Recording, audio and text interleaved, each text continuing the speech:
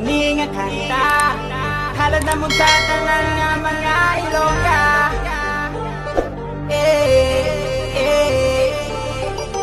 Basta Ilongga, guwapa. Basta Ilongga, guwapa. Basta Ilongga, guwapa. Basta Ilongga, guwapa.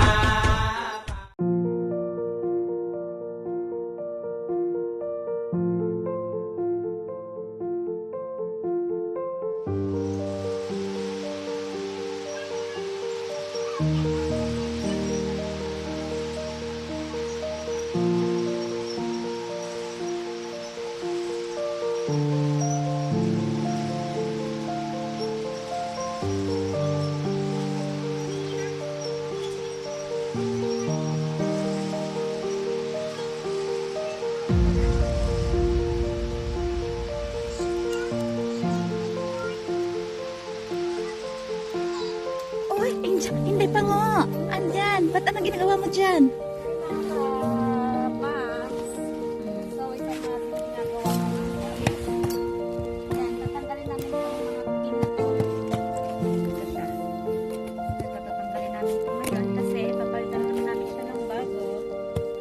So, hindi ka farmer. Hindi kami farmer ngayon. Hindi ko alam kung ang tawag dito kung Construction.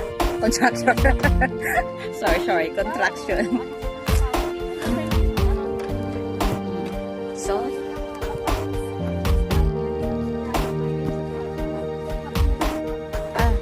bye-bye.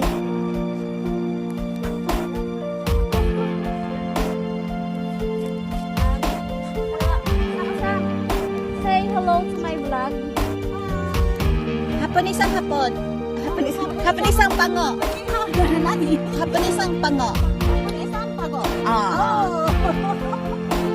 Ito yun ang original. Please like.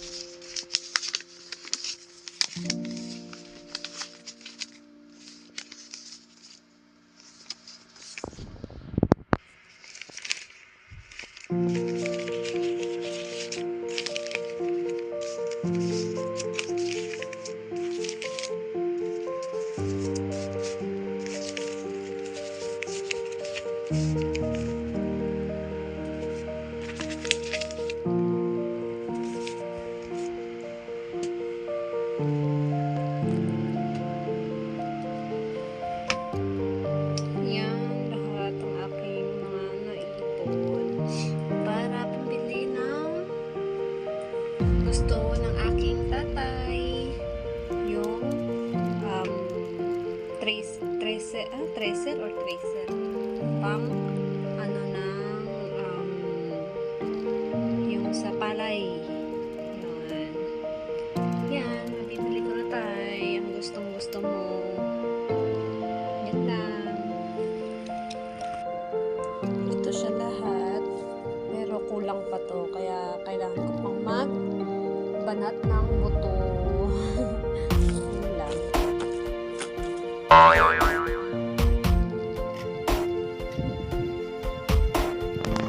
Hello po mga kapang. So yun nga, dito sa Japan, content trivia lang is usually dito po kami nagpapadala ng pera sa post office gamit ang card.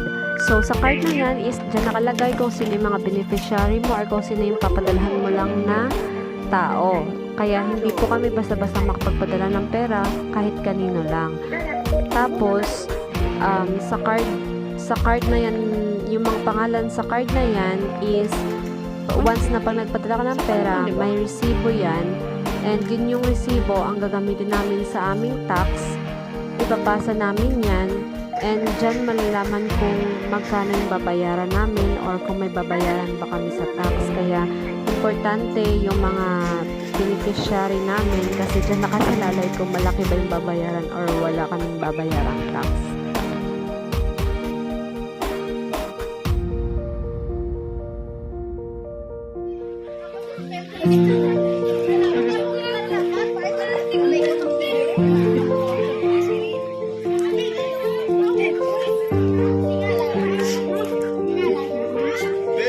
Vlog talaga kita Joey.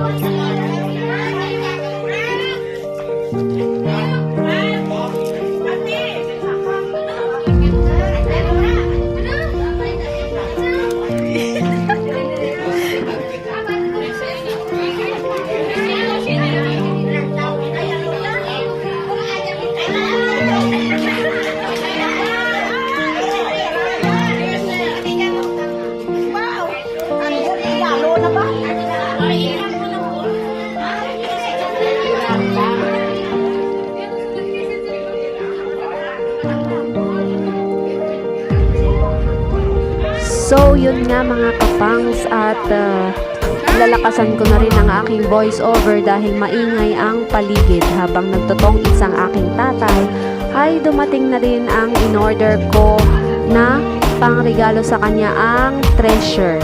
Yan ang aking naisip na irigalo sa kanya dahil dati ay nabanggit niya sa akin na gusto niya magkaroon yan para pag nag-harvest ng palay is hindi na siya mahihirapan. So, yun na lang ang naisip kong irigalo sa kanya kasi at least makikita niya ang pinaghirapan ng kanyang anak. So, yun nga, kahit sa maliit na bagay lang, alam kong napasaya ko ang aking tatay. Hindi niya man pinapakita, pero alam ko deep inside, masaya siya. Ganyan naman tayong mga OFW. Makita lang natin sila na masaya para sa atin sapat na yun. So, yun lang. Ang hiling ko is habaan pa ni Lord ang buhay mo, tay. 80 ka na ngayon para naman ma-enjoy mo pa ang pinaghirapan ng iyong mga anak. Yun lang.